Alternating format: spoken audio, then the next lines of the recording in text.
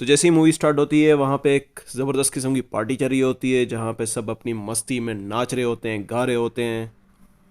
तो ऐसे ही पार्टी चलते चलते एकदम से एक बंदा शीशा तोड़ के अंदर घुसता है बिल्डिंग के, और सबकी फट जाती है क्योंकि लाइट्स वगैरह सब बंद हो जाती हैं और ये मारपीट शुरू कर देता है।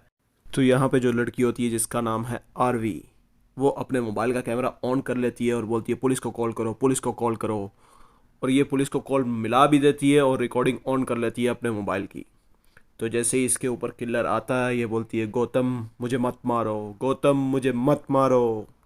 लेकिन वो रुकता नहीं है और इसे मार देता है। और यहाँ से शुरू होती है फिल्म की कहानी, एक विलन रिटर्न्स। तो यहाँ से होती है मूवी स्टार्ट, जहाँ से ये महान आदमी आता है जिसका नाम है एसीपी वी के गणेशन। असल में इसने लोगों को एक्सप्लेन करना होता है कि किलर्स के माइंड में चल क्या रहा होता है, सीरियल किलर्स के माइंड में।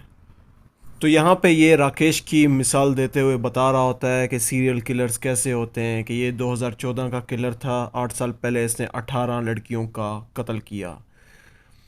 तो इसको फिल्मी ज़बान में सीरियल किलर कहते हैं, लेकिन मैं अपनी ज़बान में मैं इसे कहता हूँ एक विलन। तो यहाँ पे एंट्री होती है एक महापुरुष की, जो एक अमीर बाप की बिगड़ी हुई औलाद है, जिसके लिए उसके ईगो और एटीट्यूड से बढ़कर कुछ भी नहीं है। तो यहाँ पे टीवी पे न्यूज़ चल रही होती है कि आरवी मल्होत्रा के घर पे हमला हुआ है, जो कि मूवी देखते हुए यही लग रहा होता है कि गौतम ने हमला किया है। और यहाँ पे ये एक्सप्लेन कर रहा होता है कि सीरियल किलर असल में बनता कैसे है। जब उसका बचपन बहुत बुरा गुजरता है, उसके साथ लोग अच्छा नहीं सलूक करते, तो फ्रस्ट्रेट होके एक विलन बनता है और एक किलर बन जाता है। और किसी का खून या कत्ल करना उसकी हॉबी बन जाती है, उससे मार कर लोगों को सुकून मिलता है। और हर विलन अपनी कहानी का हीरो होता है, बस फ़र्क इतना होता है कि हीरो की कहानी का आपको पता होता है, लेकिन विलन का किसी को नहीं पता। तो बात करते हैं अगले सीन की। 6 months अगो गौतम आपको एक मोटर बाइक पे जाता हुआ नज़र आता है फुल गुस्से में।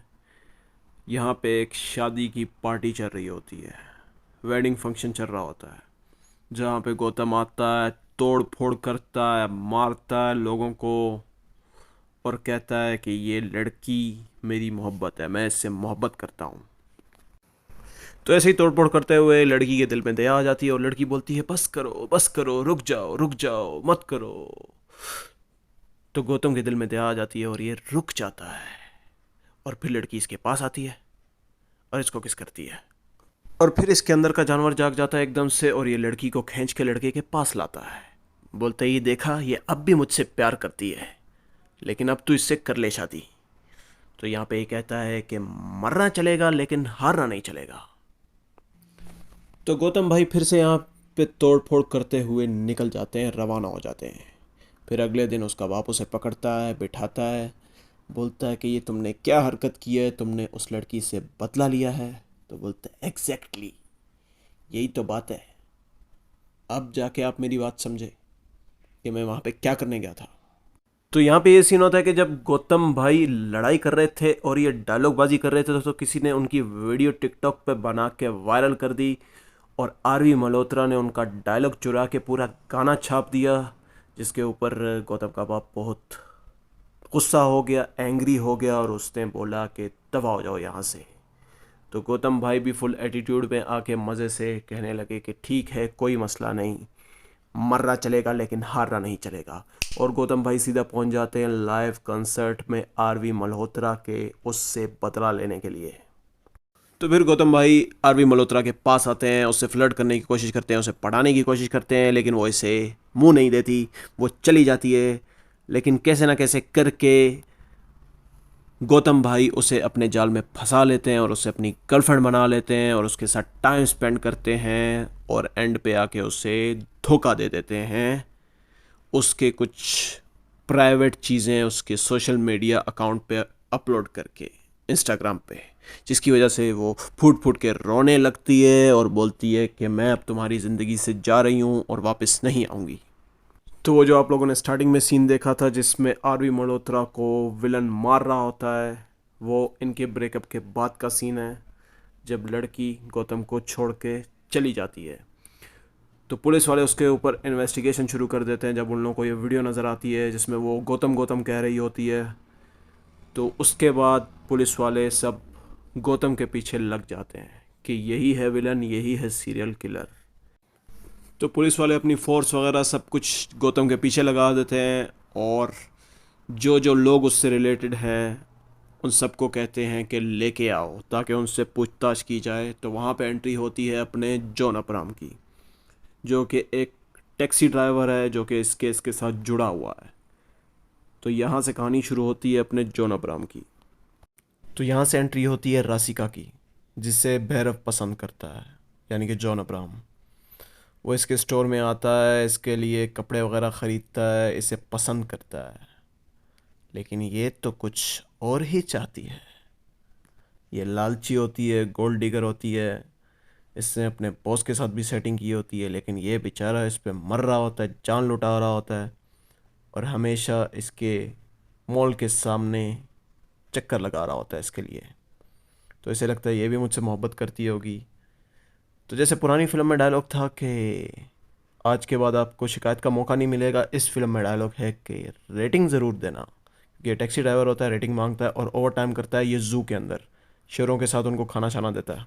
तो यहाँ पे असल में वो टाइम चल रहा होता है जो इसकी ज़िंदगी में गुजर चुका है, क्योंकि ये पुलिस वालों के पास बैठ के उनको मतलब अपनी स्टोरी सुना रहा होता है और ये याद कर रहा होता है, ये सब फ्लैशबैक चल रहा होता है एक। तो पुलिस वाले पूछते हैं कि भाई तूने कौन सा जुर्म किया, क्या किया, इस केस के बारे में हमें बता, इस लड़की के बारे में बता, अपनी कहानी बाद में याद करना। तो वहाँ से एक नए बंदे की एंट्री होती है जो कि एक मासूम सा बंदा होता है, लड़का होता है। वो कहता है कि गौतम ही सीरियल किलर है, मैं उसकी गवाही देता हूँ, मैंने उसे देखा है कि वही है सीरियल किलर। तो गौतम को गुस्सा आ जाता है और गौतम उस लड़के का पीछा करते हुए पहुंच जाता है ट्रेन स्टेशन के पास, जहां पे उससे मिलता है भैरव, जो कि एक मास्क पहन के खड़ा होता है। फिर इनकी काफ़ी ज़्यादा फाइटिंग होती है, लड़ाई होती है, लेकिन इसका फेस गौतम नहीं देख पाता और भैरव भाग जाता है। फिर पुलिस वाले उन लड़कियों की लिस्ट निकालते जिन जिन का कत्ल हुआ था, जिन जिन को सीरियल किलर ने मारा है। तो उनके बारे में उनके बॉयफ्रेंड्स, इर्द गिर्द के लोग गवाही देते हैं कि ये लड़की ऐसी थी, वैसी थी, अच्छा किया सीरियल किलर ने मार दिया, ये लोग यही डिजर्व करते थे। मतलब कुल मिला के बात यह होती है कि गौतम के ऊपर सारा नाम आ जाता है। फिर यहाँ पे गौतम का फ्लैशबैक चलना शुरू हो जाता है कि उसने कैसे आरवी मल्होत्रा को धोखा दिया, कैसे उसे जलील किया, कैसे वो इसकी ज़िंदगी से गई और गायब हो गई, और पुलिस के हिसाब से तो वो मर चुकी है, उसे सीरियल किलर ने मार दिया है।